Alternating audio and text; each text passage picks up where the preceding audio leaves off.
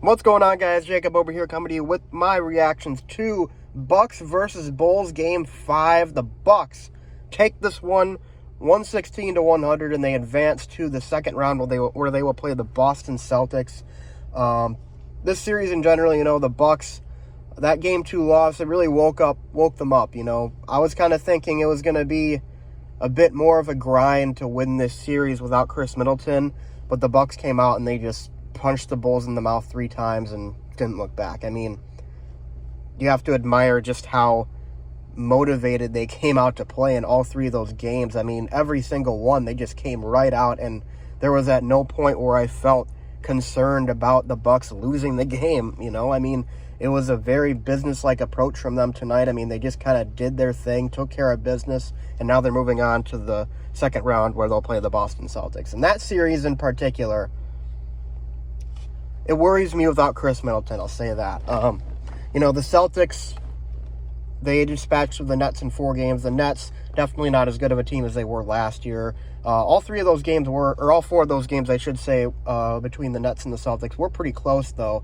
The margin for error in that game, or at least like the total points they won by, was like, I want to say it was like 10 or 12. It was like the lowest that it had ever been in an NBA sweep, in an NBA playoff sweep. So, that kind of does give me a little bit of hope for this Bucks team. I mean, right now, on paper, without Chris Middleton, I think the Celtics are probably a better team top to bottom.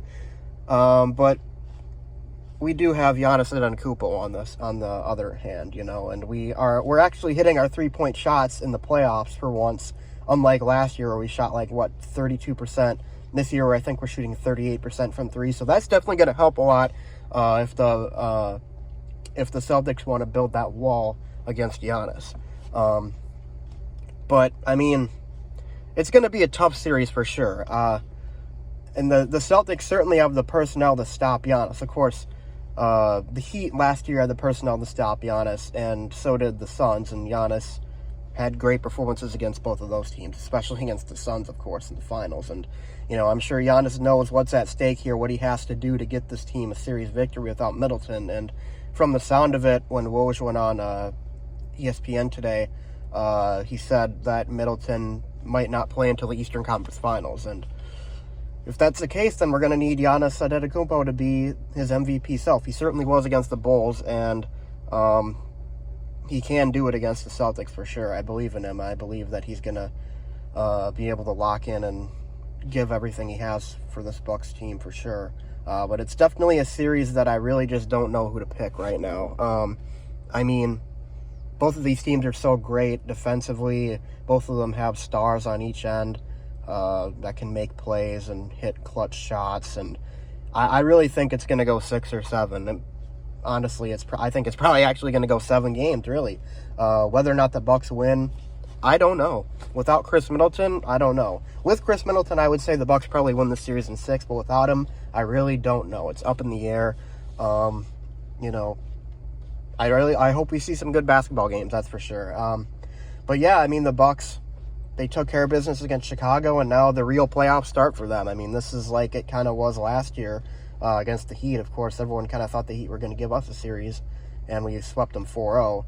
And then, what felt like the real playoffs started against the Nets in the second round, and that series took decades off of my life, I feel like. So I'm planning for another extremely stressful series that makes me, have to sweat every single game, because every single game is close and comes down to the wire, and I certainly would not expect anything different from both of these teams. So may the better team win. I'll have my reactions out to Game 1 on Sunday at after the game. I think it's a noon start on Sunday, so Bucks don't usually play that well in day games and Game 1s, so I would probably count on that being a loss. But hopefully the Bucks can,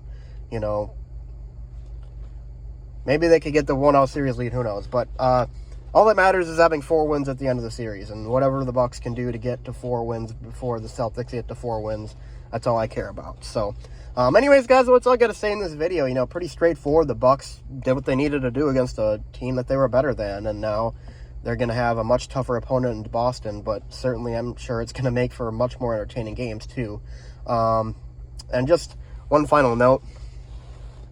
Really hope those Bulls fans in Game 2 that said a lot of shit to me, hope they're enjoying this one.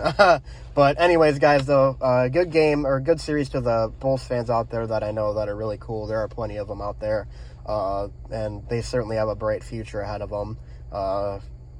Didn't really work out for them in this series, in this playoffs, but I definitely think they're here to stay. The Bulls are going to be good again next year, and hey, we might see them again next year in the playoffs. Who knows? But anyways, guys, that's all I got to say in this video.